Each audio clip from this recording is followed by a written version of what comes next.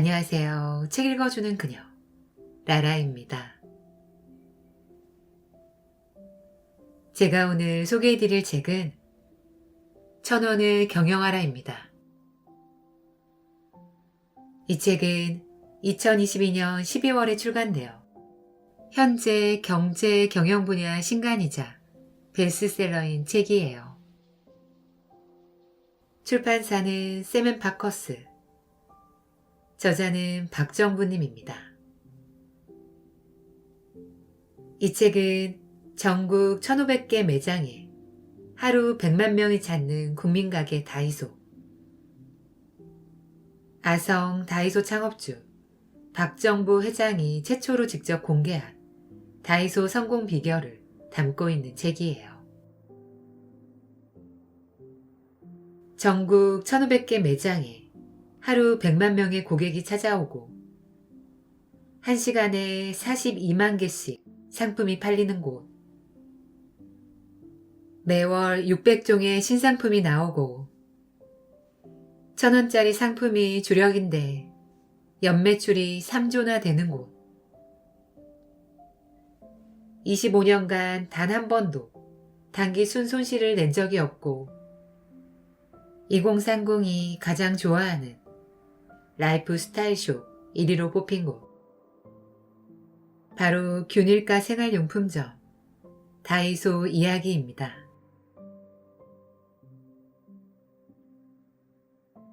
이 책은 아성 다이소 창업주 박정부 회장이 최초로 직접 공개한 다이소의 성공 비결을 담고 있는 책이에요. 45 늦가기 창업자로 시작해 유통업계의 신화적 존재라는 명망을 얻게 된 저자의 성실함과 집요함으로 티끌로 태산을 만들어낸 성공 이야기를 전해주고 있습니다.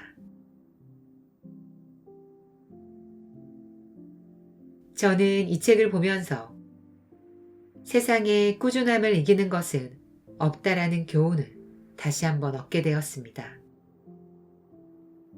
작은 일을 철저히 해내어서 큰 일을 해낸 이야기를 통해 저자의 무수한 노력과 끈기가 큰 성공의 계기가 되었다는 교훈도 배우게 되었어요. 자신의 본질과 가치에 대해 고민하고 있는 사람이라면 이 책이 그 방향을 잡아줄 수 있는 멋진 책이에요. 그럼 저와 함께 국민가게 다이소의 성공 스토리를 만나시러 책 속으로 들어가 보실게요.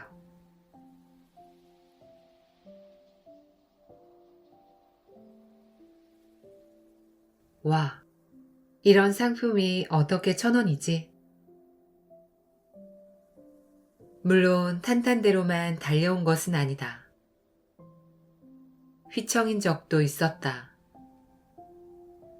그러나 그 모든 것을 이겨내고 여기까지 올 수 있었던 것은 바로 1000원의 힘 때문이었다.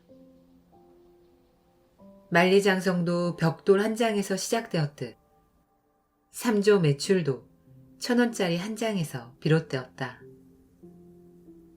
내게 1000원이란 이처럼 매 순간 흘려야 하는 땀방울이고 그 땀방울이 만든 성실함이자 정직함이다. 기술이나 요행으로 되는 일이 아니다.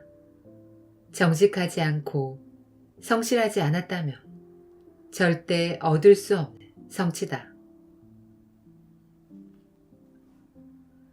흙수저였던 내가, 아니 흙수저 정도가 아니라 무수저로 남들은 다 퇴직하는 45살에 맨손으로 사업을 시작한 내가, 다시는 일어설 수 없을 것 같던 내가 성공했다면 지금과 같은 어려운 시기를 지나는 젊은이들은 더 잘해낼 수 있지 않을까.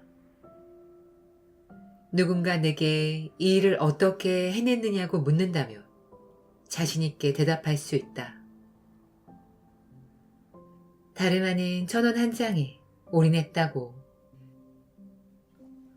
1000원을 위해 정직하게 땀 흘렸던 것이 비법이었노라고.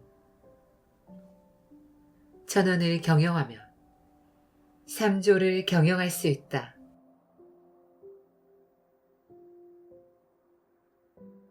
그 시절 나는 바람을 타고 항해하는 돛담배와 같았다. 옛 상인들이 무역봉을 타고 대서양을 횡단했던 것처럼 쉴 새 없이 앞으로 나아갔다. 파트 1. 열정에는 유효기간이 없다. 45. 이 나이에 무언가를 새로 시작할 수 있을까? 1980년대 중반의 어느 날 아침이었다. 평소처럼 출근했는데 공장 앞마당에 직원들이 우르르 나와 앉아있는 모습이 보였다. 한 번도 보지 못한 낯선 풍경이었다. 순간 가슴이 덜컥 내려앉았다. 다급하게 회사 대문을 흔들었지만 굳게 잠긴 채 열리지 않았다. 말로만 듣던 파업이 내가 관리하는 생산 현장에서도 시작된 것이다. 1980년대 초중반, 우리나라는 민주화 열풍과 함께 기업에서도 노조활동이 본격적으로 전개되었다. 내가 다니던 회사도 예외가 아니었다. 위장 취업을 통해 들어온 이들이 파업을 주도하면서 생산 책임자를 중심으로 움직이던 현장의 지휘체계가 한순간에 무너졌다. 노조가 결성되고 투쟁과 파업의 목소리가 높아지면서 모든 책임의 화살이 내게 날아왔다. 현장의 최고 책임자로서 위장 취업들의 선동과 파업에 제대로 대처하지 못했다는 이유였다. 그러면서 경영진과의 갈등도 점점 심해졌다. 간부 회의라도 있는 날이며 입술이 마르고 피가 타들어 가는 듯 했다. 차라리 해고를 당했더라면. 가장 견디기 힘든 것은 모멸감이었다. 전과 다르게 회의실에서도 가장 말석으로 밀려났고 회의 중에는 말 한마디 할 기회조차 주지 않았다. 나는 어찌할 바를 몰랐다. 대학 졸업 후 들어간 첫 직장이었고 그곳에서만 한눈 팔지 않고 16년의 젊음 고스란히 바쳤다. 생산 책임자로서 최적의 작업 조건과 생산 환경을 만들기 위해 정말 하루가 48시간인 것처럼 일했다. 생산성과 수율, 품질 등 생산의 기본 체계를 만들어 설비를 안정시켰고 표준화 체계도 만들었다. 이런 공로를 인정받아 동기들 가운데 승진도 가장 빨랐다. 신입사원이 입사 6개월 만에 계장으로 승진한 사례는 회사 역사상 유례를 찾기 힘든 케이스라고 했다. 창사 이래 최연소 생산 책임자였으니 말이다. 그런데 파업이 시작된 이후 나는 회사에서 가장 무능한 간부가 되었고 죄인 아닌 죄인이 되었다. 이루 말할 수 없이 힘들었지만 그래도 꾸역꾸역 일했다. 내 타고난 성격 탓일지도 모르겠다. 어쨌든 회사는 돌아가야 했으니까. 그런 상황이 2년여 동안 계속되었고 나도 점점 지쳐가기 시작했다. 나 자신이 한없이 쪼그라드는 느낌이었다. 차라리 책임을 물어 해고당하는 편이 나을 것 같았다. 그러나 회사는 비난의 화살을 던질지언정 업무적으로는 내 능력이 필요했던 모양이다. 아니 그동안의 공로 때문에 차마 해고를 하지 못하는 것이었을까. 이쯤에서 내가 정리하는 게 맞을 것 같았다. 나는 사직서를 들고 사장실 문을 두드렸다. 그만두고 뭘 하려고 그러나. 사직서는 열어보지도 않은 채 사장이 한마디 했다. 당시 일본에 사는 동생이 기업 해외 연수 사업을 하고 있었는데 나는 그 일을 함께 해볼 생각이라고 간단하게 말했다. 사장은 아무 말 없이 내 얘기를 듣더니 알겠노라고만 했다.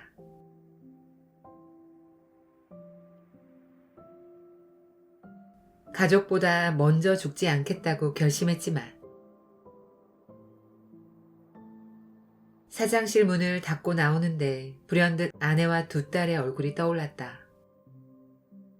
아내는 전업주부였고 늦게 결혼한 탓에 두 딸은 아직 초등학생이었다.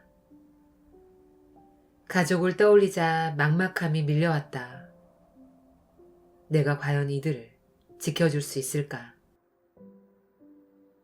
나는 아버지가 일찍 돌아가셔서 한 번도 아버지를 불러본 기억이 없었다. 친척들 말에 의하면 9.28 서울 수복때 북한군이 후퇴하며 아버지를 북한으로 끌고 가려고 했단다. 그런데 아버지가 완강하게 저항하자 회사 뒷문에 세워놓고 총살을 했다는 것이다. 그때 내 나이가 7살쯤 되었을까. 집은 폭격에 불타버려 아버지 사진 한 장 남은 게 없었다. 바느질 솜씨가 좋았던 어머니가 그나마 삭바느질로 생계를 책임지셨지만 끼니를 제때 챙기는 것조차 힘겨운 나날이었다. 결국 우리 사형제는 외가로 큰 집으로 뿔뿔이 흩어져 성장기를 보내야 했다. 아버지가 안 계셔서 힘든 시절을 보낸 나는 단단히 결심한 바가 있었다. 절대 가족보다 먼저 죽지 않겠노라고. 최소한 아이들이 공부를 마치고 결혼할 때까지는 곁에 있겠노라고. 그런데 그런 결심이 무색하게도 끝을 알 수 없는 긴 어둠의 터널에 들어선 기분이었다. 과연 내가 무슨 일을 해서 가족을 지킬 것인가.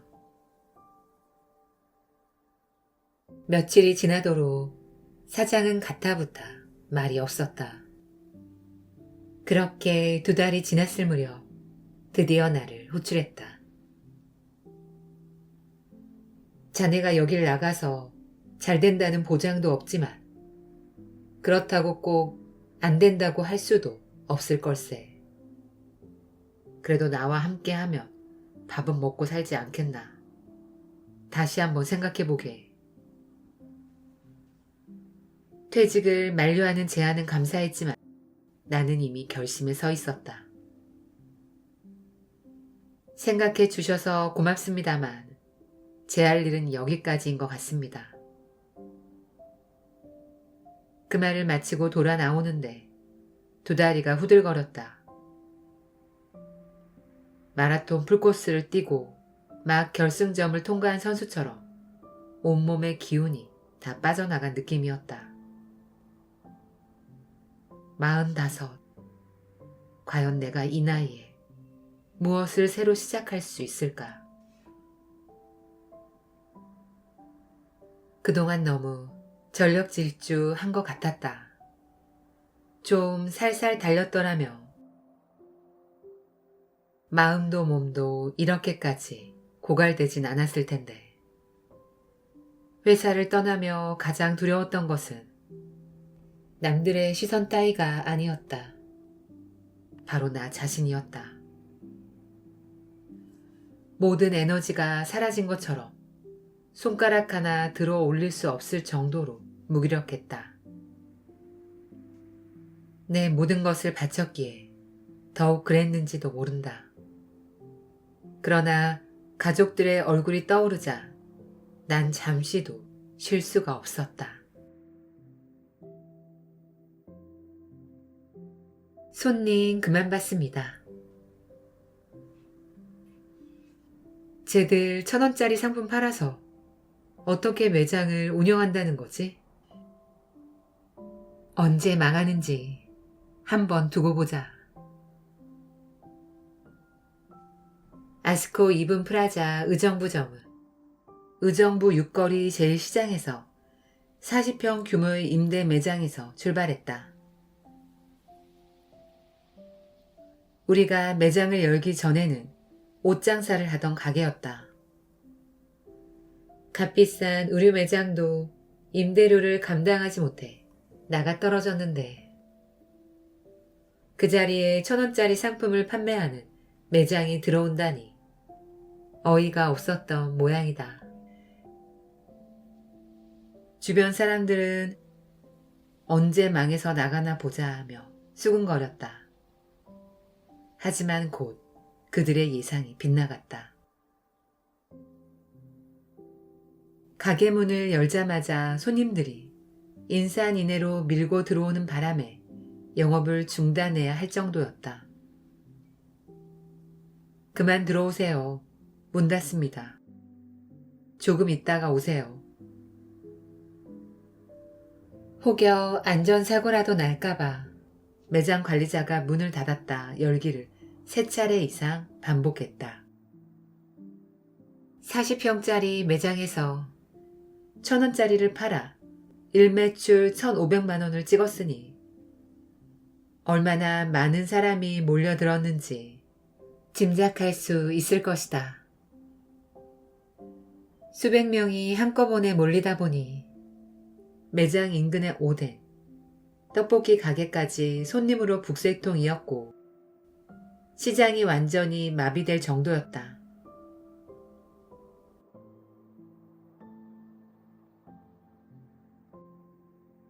반신반의하며 시작했던 한국형 균일가숍 아스코 이븐 프라자는 나를 포함해 많은 사람이 생각한 것보다 빠르게 그리고 성공적으로 시장에 안착했다.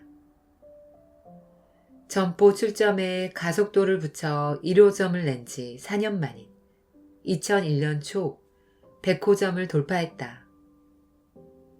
최악의 상황에 대비한 작은 버팀목 하나 정도는 마련했다는 안도감이 들었다. 숨통이 조금 트이는 기분이었다.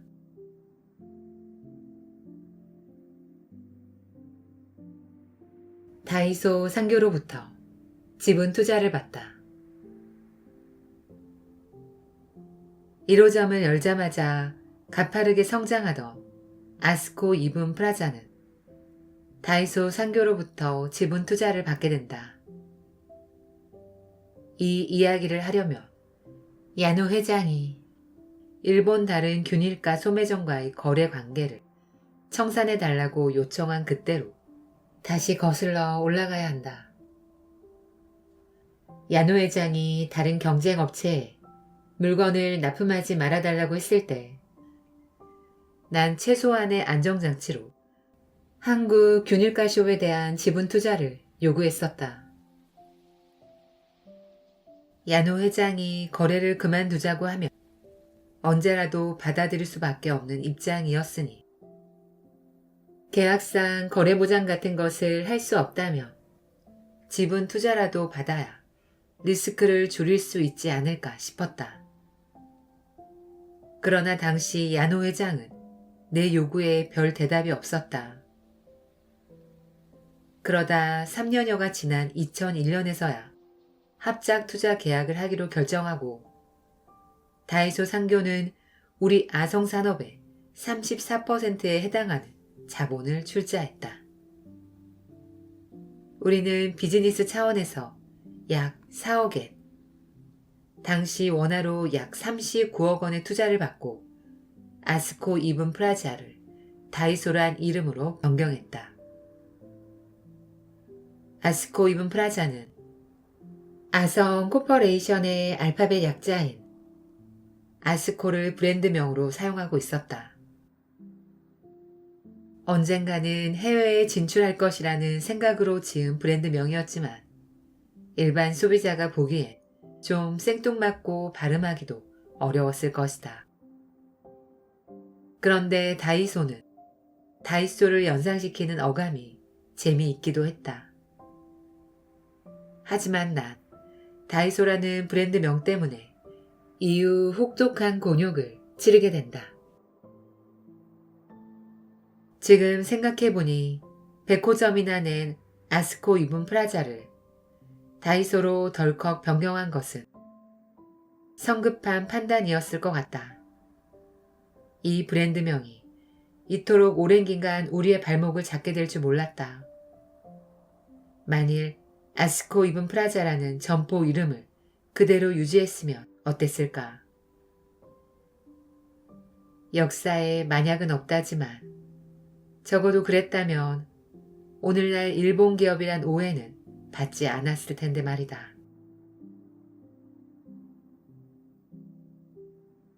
집중은 본질만 남기고 모두 덜어내는 것이다. 본질에만 몰두하고 집중하는 사람만이 운명과 세상을 바꾼다. 파트 2. 본질만 남기고 다 버려라. 세상에서 가장 정직한 돈 1,000원. 여기 1,000원짜리 지폐 한 장과 150매짜리 물티슈가 있다고 가정해보자. 당신은 어떤 것을 선택할 것인가? 1,000원 한 장과 12개 묶은 수세미 라면 또는 400개짜리 면봉 한 통이 있다면 당신은 과연 어떤 것을 선택할 것인가? 한국의 피터 드러커로 불리는 서울대 윤석철 교수는 기업의 생존 부등식을 다음과 같이 설명한다. C. 비용 P. 가격 V. 가치 비용은 가격보다 높을 수 없고 가치는 가격보다 반드시 높아야 한다는 것이다. 그렇다면 다이소의 가치는 무엇일까? 저렴한 가격인가? 물류 혁신인가? 다양한 상품 구색인가? 대체 우리 회사의 가치는 무엇이란 말인가?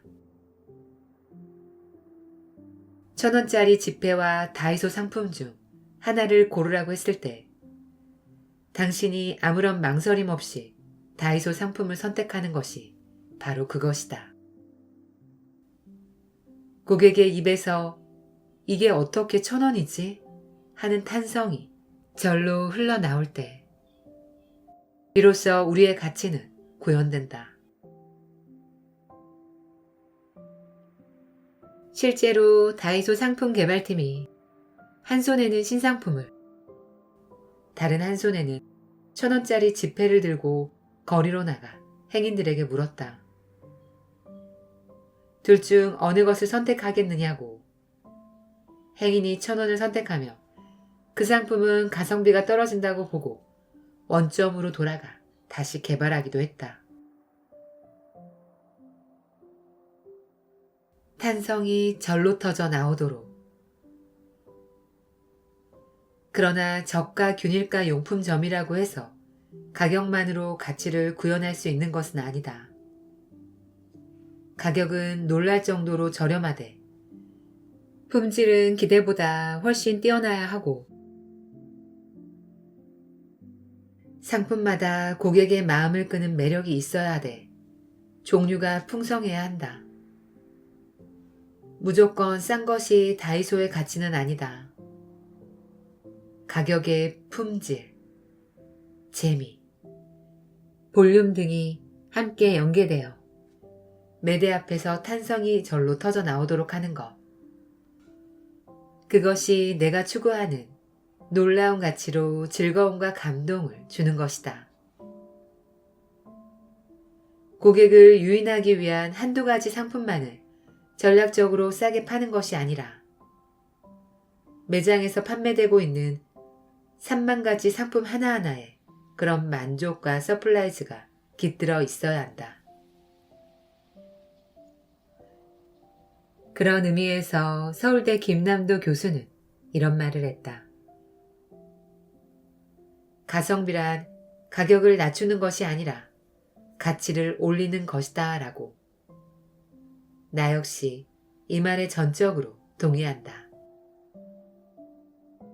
놀라운 가치로 즐거움과 감동을 주는 것.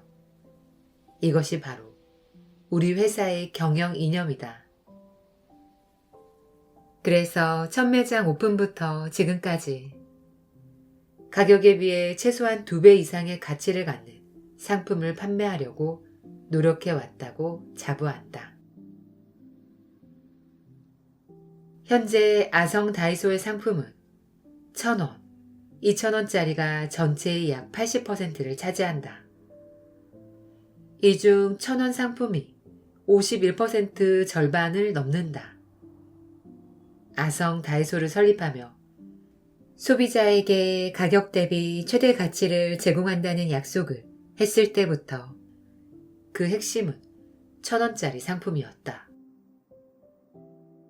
가장 기본적인 화폐 단위인 1,000원짜리 상품을 얼마나 많이 유지할 수 있는가가 아성 다이소의 정체성인 셈이다. 그렇다면 우리는 왜 1,000원짜리 상품을 그토록 중요하게 여기는 것일까? 1,000원이란 가장 작은 지폐로 경제의 기본이 되는 단위이다. 그만큼 서민을 대표하는 화폐이고 무수한 땀방울이 밴 돈이기도 하다. 다이소는 서민들이 주로 찾는 곳이기에 그들이 성실하게 흘린 땀방울을 누구보다 잘 알고 있다. 그래서 그들이 필요로 하는 것을 저렴한 가격에 좋은 품질로 제공하려고 노력한다. 아무리 적은 돈도 그 속에 담긴 땀의 가치는 크기에 다이소에서만이라도 1,000원이 소중하게 대접받을 수 있기를 희망한다. 1,000원짜리 한 장으로 살 수 있는 것이 거의 없어 보이는 요즘이지만 다이소에서만은 다르다. 1,000원으로 약 15,000가지의 다양한 상품을 고를 수 있다. 2,000원짜리까지 포함하면 약 24,000여 가지의 상품을 살 수 있다. 현재 약 3만여 가지 상품이 있지만 아무리 비싸도 5,000원을 넘지 않는다. 그러니 다이소에서는 상품 하나를 집을 때마다 가격표를 살펴보며 살까 말까 고민하거나 호주머니 사정을 걱정하지 않아도 된다. 원하는 상품을 쇼핑 바구니에 가득 담아도 가격이 부담이 크지 않다. 5개 담으면 5,000원, 10개 담으면 1만원 정도라고 대략 가늠할 수 있으니 고객도 마음이 편하다. 치솟는 물가의 돈의 가치는 점점 떨어지고 있지만 다이소에서만은 몇천 원으로 생활의 기쁨을 발견하고 쇼핑의 즐거움을 만끽했으면 좋겠다는 것이 나의 바람이다. 가방이나 반지는 명품을 구매할 수 있겠지만 치약이나 칫솔, 세제, 티슈 등 소모적인 생활용품은 저렴하면서도 질 좋은 것을 구매하는 것이 지혜로운 소비 아닐까. 세상에 꾸준함을 이기는 것은 없다. 사업 초창기 최고 경영자들이 모이는 어느 조찬 모임에 참가했을 때다. 본격적인 강연을 앞두고 같은 테이블에 앉은 사람끼리 간단히 소개도 하고 인사도 나누었다. 마침 옆자리에 앉았던 다른 회사의 경영자 한 분이 내게 질문을 해왔다. 실례지만 무슨 일을 하십니까? 천원 균일가 숍을 운영합니다. 그분은 내 말이 채 끝나기도 전에 고개를 돌려 다른 분과 대화를 하기 시작했다. 1,000원짜리 상품을 팔지만 그래도 연매출이 수천억을 넘던 시절이었다. 내가 알기론 그분의 회사보다 우리 회사 매출이 훨씬 컸지만 1,000원이라는 단어 한마디만 듣고 나를 무시해 버리는 듯 했다. 그분에겐 1,000원짜리를 파는 균일가 숍이 그다지 전망 있는 사업으로 생각되지 않았던 모양이다. 하지만 나는 오늘날 3조 매출을 지탱해 준 것이 바로 1,000원짜리 한 장의 힘이라고 믿는다.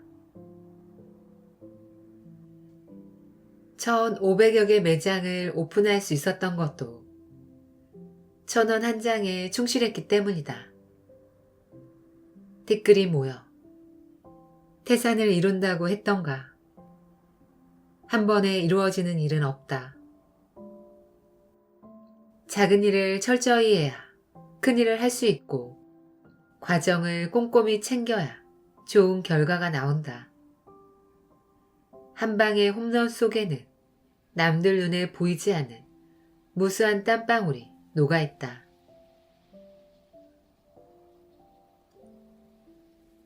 홈런은 결과일 뿐이다. 그런데 과정을 생략한 채 홈런이라는 한 방의 결과만 기대하는 것은 아닌지 꾸준함은 모든 것을 이긴다.